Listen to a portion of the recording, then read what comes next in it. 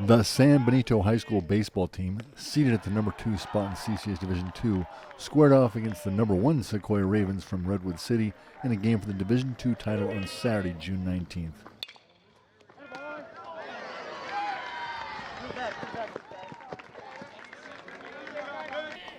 The Balers entered the postseason with a record of 15 wins and 11 losses, while the Ravens came in at 23-3.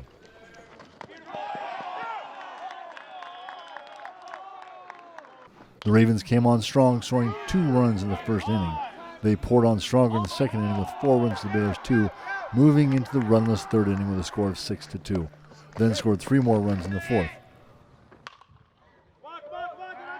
Hollister did bring some fight back to the game in the bottom of the 6th, with 2 runs to the Ravens' 1 in that inning.